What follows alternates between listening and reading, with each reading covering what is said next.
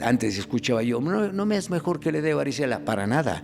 Porque si tú tienes la vacuna impide que te dé varicela y no vas a tener herpes zóster.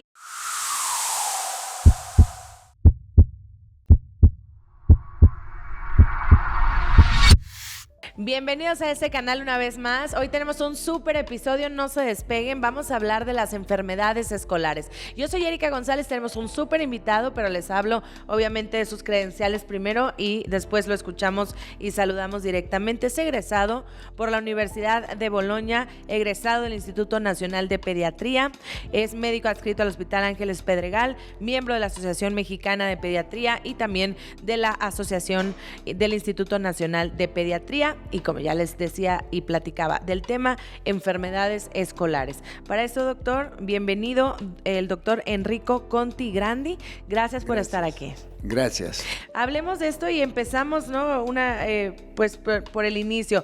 ¿Cuáles son las enfermedades, doctor, escolares más comunes de las que escuchamos en México o que realmente se presentan en los niños?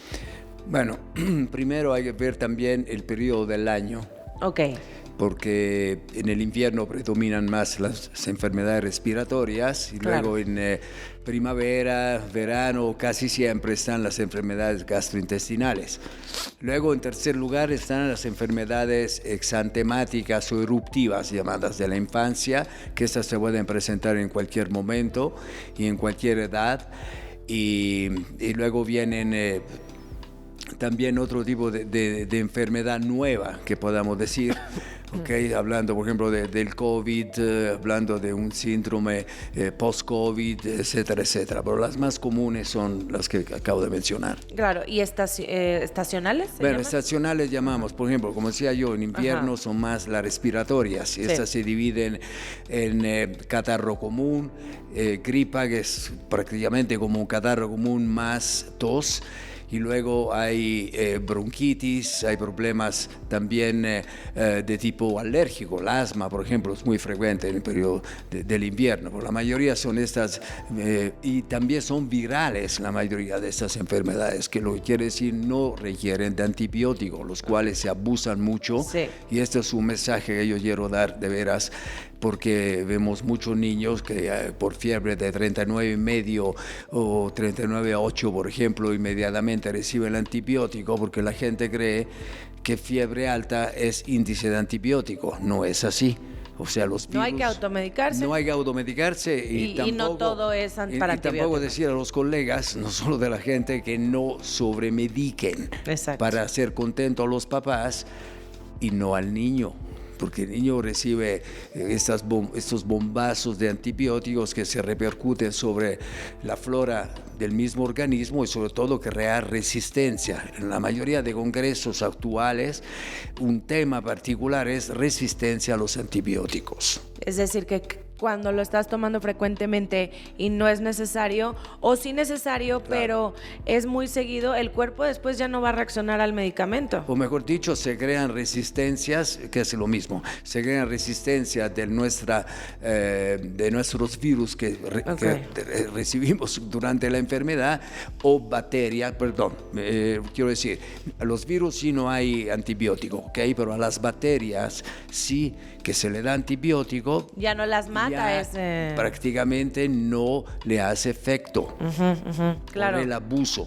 Porque también los virus, las bacterias conviven con nosotros y ellos se defienden, quieren sobrevivir. ¿Qué hacen? Mudan. Ay, no. Mutación bacteriana, mutación viral, y entonces con eso es muy difícil después poderlos tratar. Ahora, hablando de las enfermedades virales y en una escuela, pues me imagino que es prácticamente imposible no salir contagiado, ¿no? Sí. Empieza uno y van los demás. Digo, las escuelas tienen sus protocolos, ¿no? Como no puede venir el niño si empieza con algunos síntomas y demás, pero creo que invariablemente las mamás, papás, cuidadores van a ver eso en los infantes, ¿no? Sí, digo, todo el mundo nos pide, oye, que mi hijo se enferma cada 2 semanas, y que para mí las escuelas, las guarderías, sobre todo, para mí, son santuarios de virus y de bacterias. Sí. ¿ok? Entonces se pone un problema muy serio. Una pareja que trabaja, los dos tienen que meter a fuerza el niño o la niña en guardería, pues van a estar sujetos a enfermarse cada ratito. Y luego algunos se defienden bien, pero otros niños no, y caen cada 15 días, que no es malo, porque esto implica prácticamente enfermándose. Un sistema inmune más fuerte. Claro, o sea, pagan, ¿no?, el impuesto de enfermarse muy seguido para tener una inmunidad más sostenida después o durante el tiempo. Después de 4 o 5 años de edad es más difícil que se enferme tanto, pero los primeros meses, años, es muy fácil que se enfermen. Puede recurrir. Entonces, digamos, el lado positivo de lo negativo es que así forman anticuerpos. Sí, eso, los anticuerpos, claro. A que a lo mejor un niño que tenga el privilegio de no salir a guardería o escuela, pero está más en una burbuja, por decirlo coloquialmente. La burbuja de la pandemia. Entonces desaparecieron muchas enfermedades y cuando ya se abrió, digamos, a la escuela igual que siempre, las guarderías como antes, y ahí tuvieron que absorber todos los virus que estaban en el ambiente y obviamente se empezaron a enfermar más. Pero, ¿cómo puede ser, doctor, por ejemplo, o sea, síntomas, complicaciones, tratamientos de las respiratorias? Empecemos. Respiratorias, bueno, los síntomas clásicos, ¿verdad? El de resfriado decía que sin tos. Y cuando ya hay tos es una gripe. Sí, un catarro sencillo, moco en la nariz, esternudos, malestar, puede tener fiebre. Y ya una gripa es con la tos, más malestar, dolor de cabeza, etcétera. Igual, el médico, o sea, esos son los síntomas, hay que acudir al médico y llevar un tratamiento. Exactamente. Problemas gastrointestinales, que lo mencionamos muy común también, diarrea, vómitos. Sí. Igual hay que cuidar la hidratación, me imagino. Ahora sí, de los problemas gastrointestinales, lo mejor es la lavada de manos.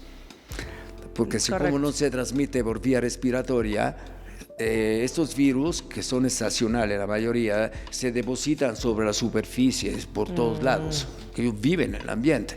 Entonces uno toca algo y luego te la puedes pasar. Claro, y en pandemia empezamos con los antibacteriales, las toallitas, lo que sea, pero no hay como jabón y agua, ¿cierto? Agua, jabón para problemas intestinales, muy frecuentes, ahí también virales, la mayoría. Tenemos solo la fortuna de la vacuna de rotavirus, 2 marcas, digamos, a mí me gusta una que protege de 5 cepas, pero también el rotavirus, ¿qué hace? Se defiende, muda, entonces tú puedes tener la inmunidad contra de los 5 virus de la vacuna y te llegan otras cepas, ¿no? Y entonces evolucionan bacterias y virus igual que nosotros. Wow, ok. Evolución. Entonces, ahorita, por ejemplo, un virus de los más importantes que está supliendo al rotavirus se llama norovirus. Y en Estados Unidos ya están tratando de hacer la vacuna también para eso. Entonces, toda es la evolución. Claro. Por ejemplo, hablando de bacterias, el neumococo, primera causa de mortalidad en pediatría, chiquitos. Neumococo. Empezamos con neumococo con 5 cepas, luego pasaron a 9, primero las de 7 cepas, luego fue la de 13, que es una de las penúltimas, y finalmente hay una de 20. ¿Por qué? Porque igual el neumococo crea sus mutaciones y otras bacterias se hacen más potentes. ¿Y ya hay vacuna para las 20 cepas? Sí, desde hace pocos meses se hay aquí. Y entonces, la vacuna aquí, para las bacterias, eso tienes que prevenirlo con eso. Claro. Doctor, conjuntivitis, también muy común. Eso sí, digamos, manos sucias, o si no, polvo, el periodo de viento de febrero, con el polvo se mueve con el viento, van en los ojos, te las así con las manos sucias, la conjuntivitis. Es muy sencillo. El sudor, el ejercicio, también luego si andan corriendo los niños, no tanto. No. Este es, digamos, algo de suciedad en los ojos, para ser muy sencillo. Ya. Tratamiento, doctor, y gotas normalmente, ¿no? O algo también. Sí, no, es solamente tópico, o sea, local, gotas y ungüento. Ok. ¿Infecciones de garganta? Infecciones de garganta, también la mayoría son virales. diría yo, antes de los 4 o 5 años, 80% son virales, hasta más. Wow. No tratamiento. No Bueno, antibióticos, sí, sí. El ibuprofeno, el paracetamol y todo el resto. Pero aunque tuviera 39,5, repito, la garganta está roja, no es estreptococo, bacteria. que es lo que necesita tratamiento porque puede dar repercusiones. En el pasado, hace muchos años, había la fiebre reumática que ahorita ya ha desaparecido gracias al tratamiento adecuado. Con los conocimientos de muchos doctores ya se sabe qué tratar, pero ahí es cuando mucha garganta roja, sin pus, etcétera, va al antibiótico. Ahí es donde hay que tener mucho cuidado. De estudiarlo Sí. bien. No es a fuerza o una regla que si te duele la garganta al pasar saliva. Y fiebre. Y fiebre, es infección, no precisamente. Antes de los 5 años, No. casi nunca. Ok. Aunque hay una variante, se puede confundir las placas blancas estreptococo. Ok. Pero luego hay otro tipo de placa blanca, amarillenta, que es un virus. Hay que también diferenciar esos dos, porque uno se llama Viral. angina, es viral, y el otro ya estreptococo sí es antibiótico. Ok, doctor. Enfermedades eruptivas. Las eruptivas son las clásicas, digo, que todo el mundo conoce. Bueno, está la más famosa en los niños chiquitos, 2 años, 3 años, se llama exantema súbito o roseola infantum, en latín. Y esto es fiebre, por ejemplo, muy elevada, hasta 40. Ahí es donde uno debe tener cuidado. 40 es bacteria. Efectivamente, más de 40 hay que buscar bacteria en una enfermedad. Okay. Pero si no hay otros síntomas, puede ser que esté incubando la roseola. 2, 3 días, fiebre altísima, ¡pum! Termina la fiebre y aparece un rash o una erupción. Erupción, ronchas, puntitos, sí, más que ronchas son puntitos rojos. En todo el organismo, el diagnóstico es eso. Cesa la fiebre y aparece la erupción, roseola. Bien. Luego hay otra, la quinta enfermedad, por ejemplo, la llaman también la enfermedad de la cachetada, porque el niño empieza o la niña con unos cachetes sumamente rojísimo, por eso la llaman el síndrome de la cachetada en Estados Unidos. Aquí también le decimos. Y después aparece un rash también en todo el organismo. Nada más que la característica de esta es que una vez que aparece el rash ya no es contagiosa. Ah, ok. Entonces tiene esta cosa. Luego la famosa varicela. La varicela, pero se tiene que, digamos, que controlar con la vacuna al año, a los 4 años. Y te va a dar, o sea... Esto también el concepto dice, mejor que le dé varicela, porque el concepto es sumamente importante. Si te da varicela de grande puedes tener herpes zóster, que es sumamente doloroso. Los que salen todas, ¿no? O interno, ronchas, inclusive, ¿no? El herpes interno también, externo y... Bueno, pero digamos, lo que yo hablo es más externo. Entonces tiene unas ronchas dolorosísimas a lo largo de los nervios, que todos tenemos nervios por todos lados, o se ponen ronchas muy así lineares. Y son dolorosísimas. Y muy peligroso es el herpes de los ojos, que te puede dar a ceguera. Entonces, antes escuchaba yo, no me es mejor que le dé varicela, para nada.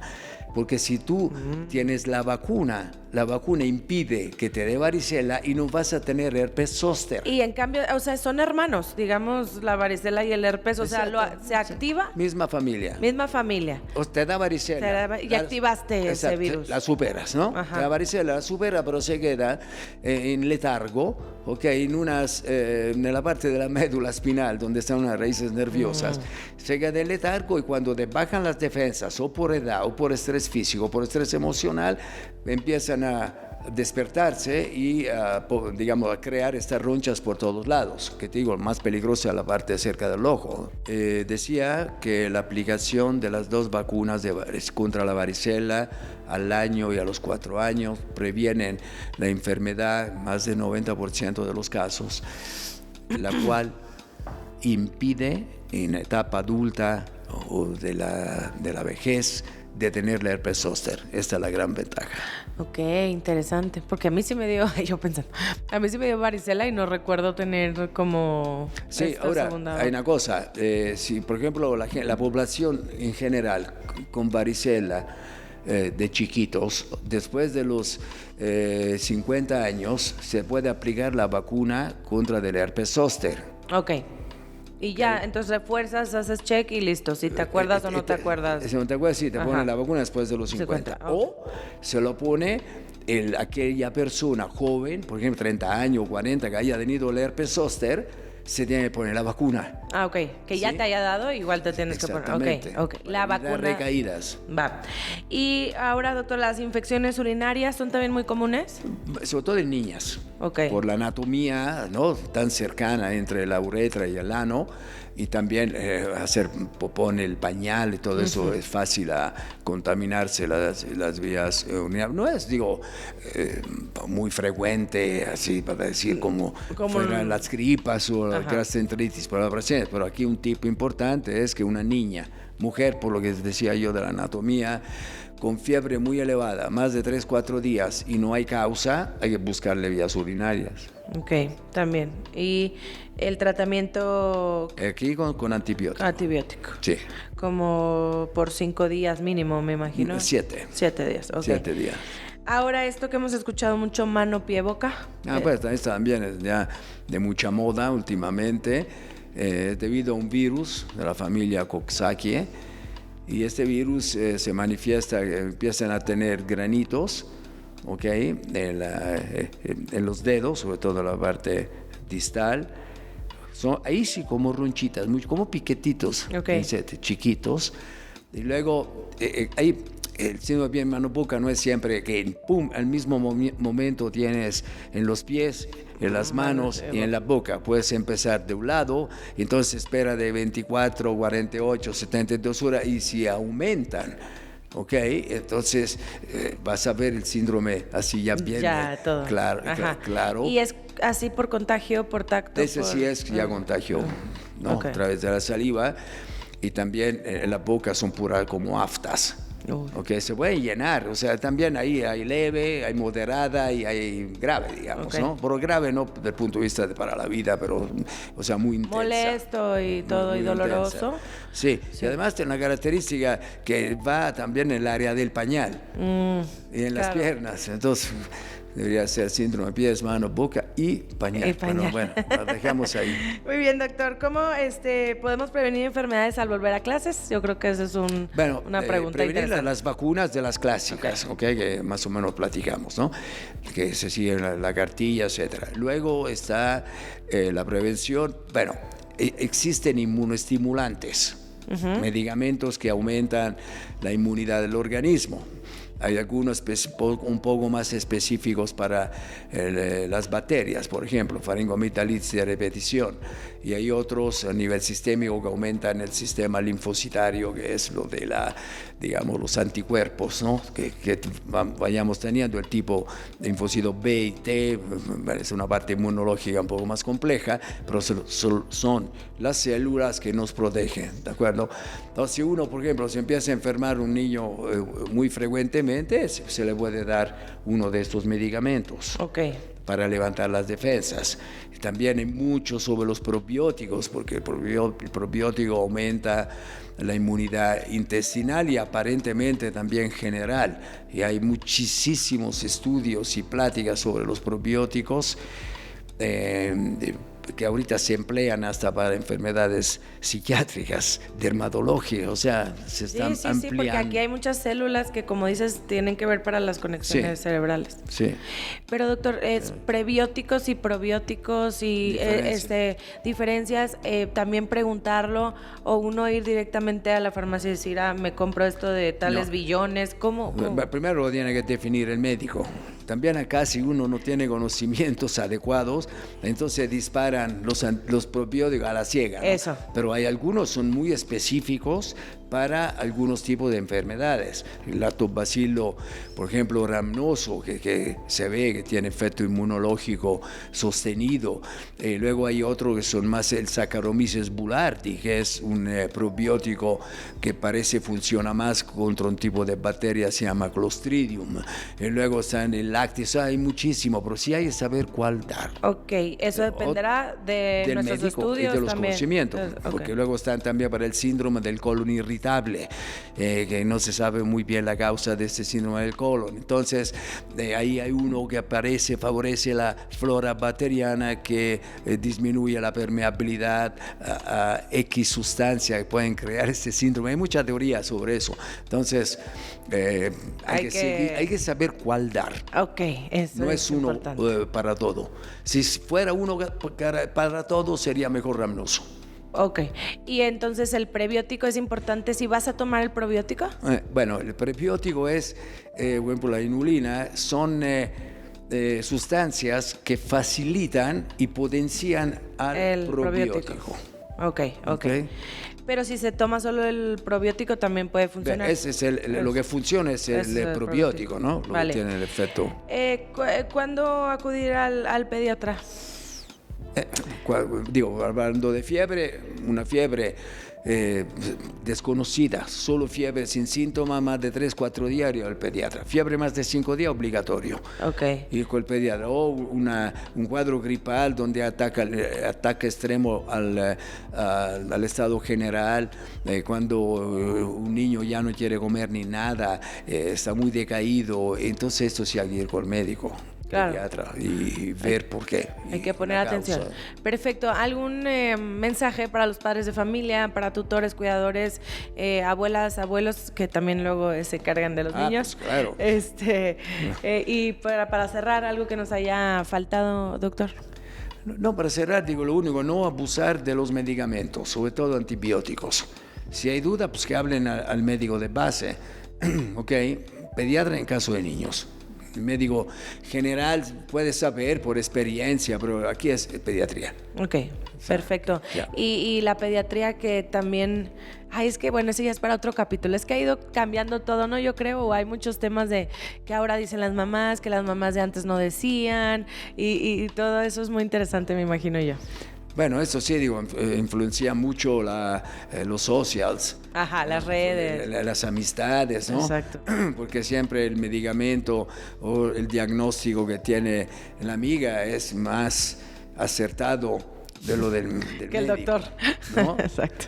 De acuerdo. Entonces, Pasa. hay que tener mucho cuidado sobre esto y también la experiencia.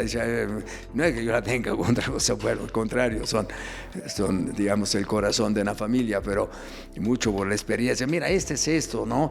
Yo creo que no hay que sustituir la ciencia. Ni los estudios, ni la experiencia. No. Sí. Ahorita con la inteligencia artificial estamos perdidos, que vamos a tener una competencia impresionante.